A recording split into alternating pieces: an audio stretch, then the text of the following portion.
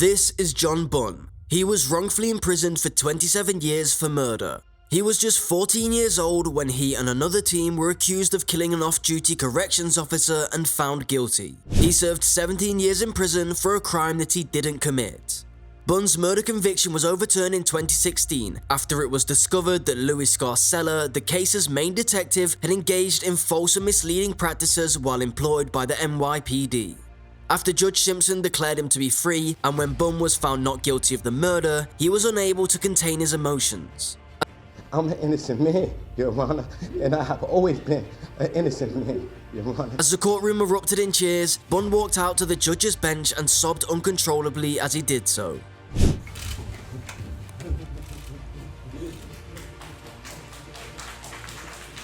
During Bunn's court appearance, the Brooklyn District Attorney's Office only stated that it was unable to continue with the case and would not retry Bunn for the murder.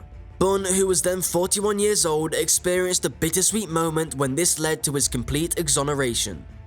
This is Clifford Williams from Jacksonville, Florida. He received a death sentence and served 43 years in prison for crimes he did not commit.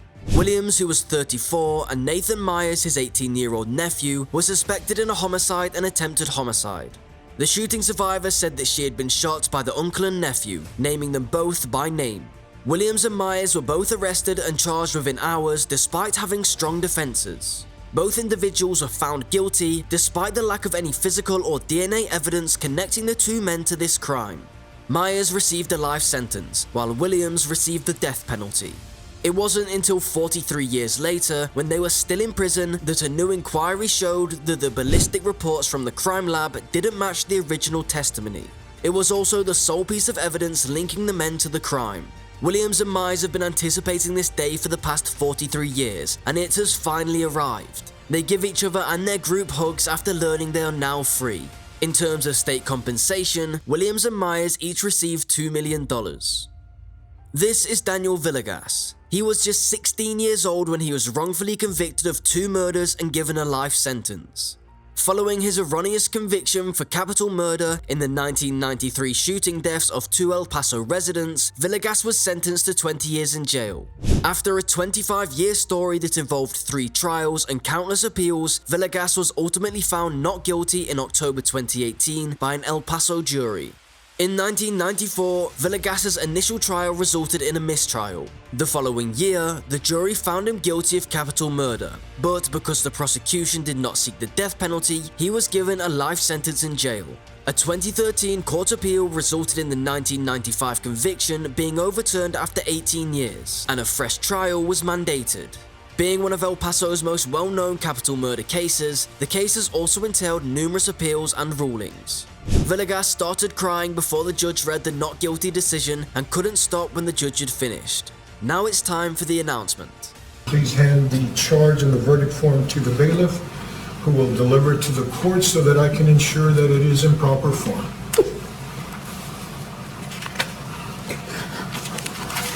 The court does find that the verdict is in proper form. If the defendant will please stand.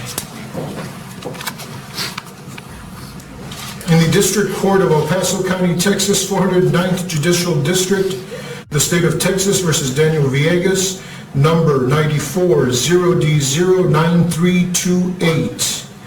Verdict Form B. We, the jury, find the defendant Daniel Villegas not guilty of...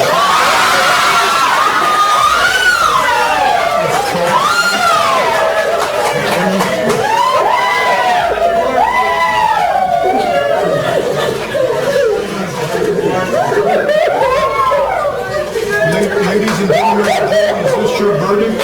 And is it a unanimous verdict? Does anybody wish to have the jury polled? There has been a request that the jury be polled so that I can ensure that it is your individual verdicts.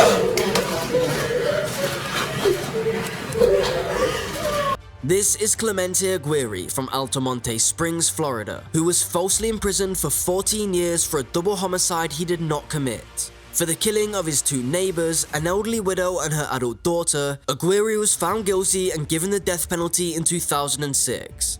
Aguirre quickly rose to the position of top suspect. According to reports, he went to the woman's residence that evening to ask for a beer, and there he discovered the dead people.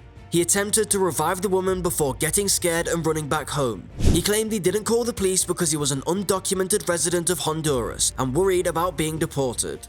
Aguirre was detained, charged with 2 charges of first-degree murder, found guilty and sentenced to death. It took 9 years after Aguirre was led from the courtroom before evidence suggested that the DNA may have been incorrectly represented. Therefore, Aguirre's attorneys requested additional tests. It was found that all of Aguirre's DNA samples matched his story, proving that his DNA on the scene was consistent with him attempting to save the victims. All allegations against Aguirre are dropped, and he expresses gratitude to the court after spending 14 years in prison, 11 of them on death row. Thank you for it. From the bottom of my heart. With tears in his eyes, Clemente Aguirre Jarquin thanked his team, his family, and the judge who told him his 15-year nightmare is over. I had to look at this case in a certain way based upon what this. He is now leaving free of charge as he hugs his team and family. David Ranter from Brooklyn, New York served 22 years in prison for a murder he did not commit. Detective Louis Scarcella detained Ranter, accusing him of murder. But decades later, it was supposedly the key witness who admitted that the detective had given him instructions on who to choose from the lineup.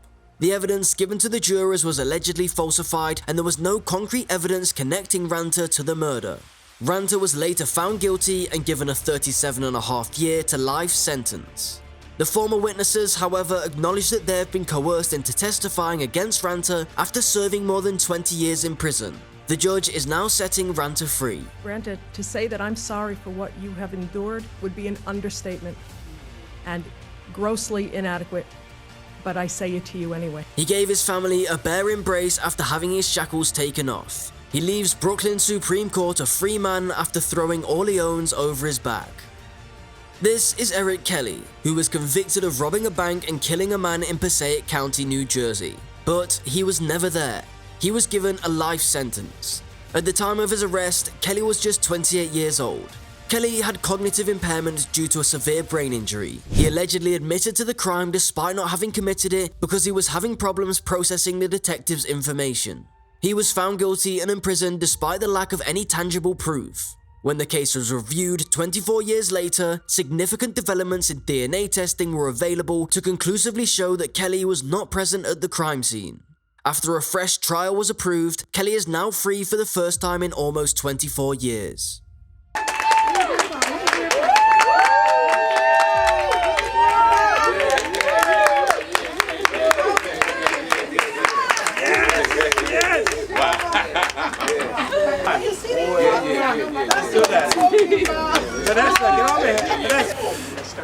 Susan Mellon.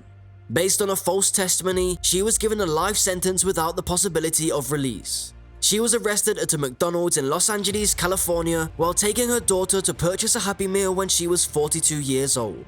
That would be the last time she would see her child for 7 years, as she was accused of killing her ex-boyfriend. From my heart and my soul, I would never do that to anybody. I didn't hate Rick. I would never let anybody, just that I hated her. I still, I had feelings for the man. He was good to me. He was good to me. He was good to my kids. He loved my kids. And I went to the funeral, and it's like, it was a 6 a.m. The sole source of evidence for Mellon's conviction was an informant that claimed that Mellon had confessed the murder to her.